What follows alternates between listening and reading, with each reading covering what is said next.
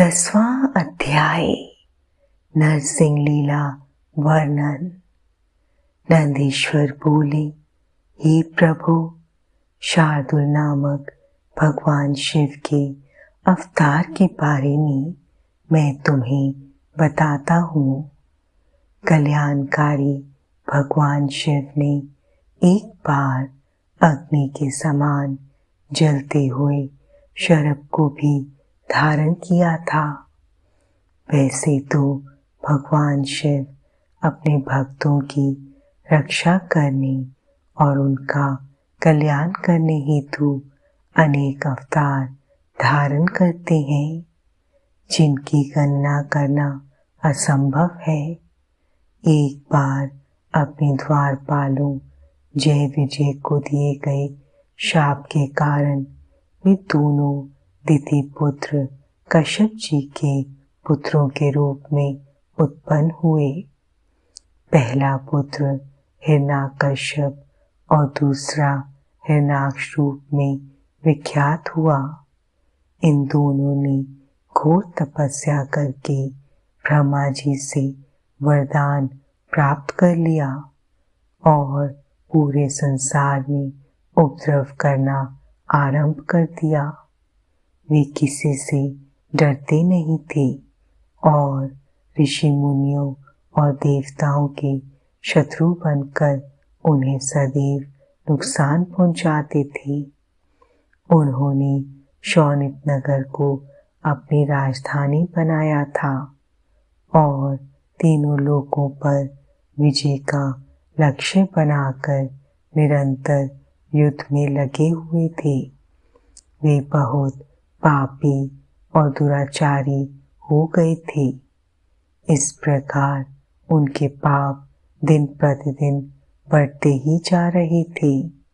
तब ब्रह्मा जी व सब देवताओं ने भगवान श्री हरि विष्णु से प्रार्थना की कि वे उन्हें हिरण्याकश्यप के अत्याचारों से मुक्त कराएं। हिरण्याकश्यप ने अपने पुत्र प्रहलाद को भी मारने का प्रयत्न किया, क्योंकि प्रहलाद भगवान विष्णु का परम भक्त था और अपने पिता हिरण्याकश्यप को भी सदा विष्णु जी की शरण में जाने की सलाह देता था, जबकि हिरण्याकश्यप अपने आगे किसी को कुछ नहीं समझता था। वह स्वयं को भगवान मानता था और अपनी प्रजा से अपनी पूजा करने के लिए कहता था।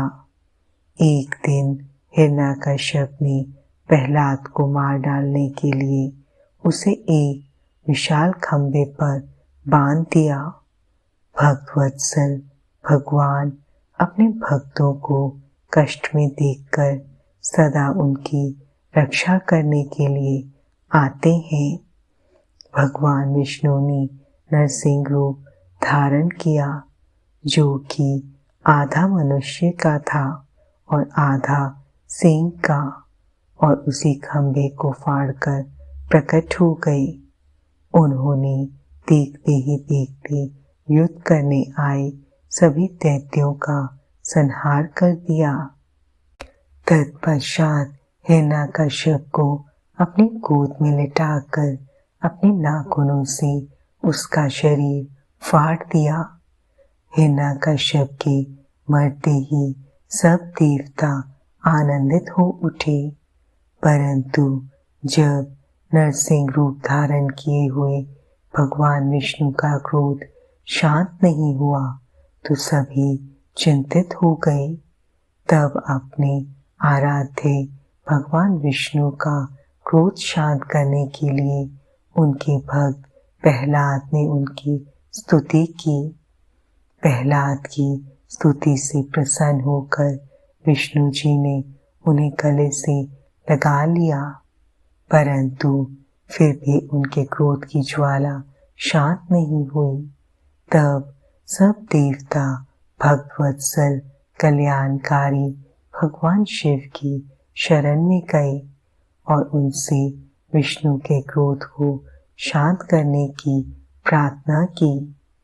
उनकी प्रार्थना सुनकर सर्वेश्वर शिव ने उन्हें कहा, हे देवताओं, आप लोग चिंता का त्याग करके अपने अपने धाम को जाइए।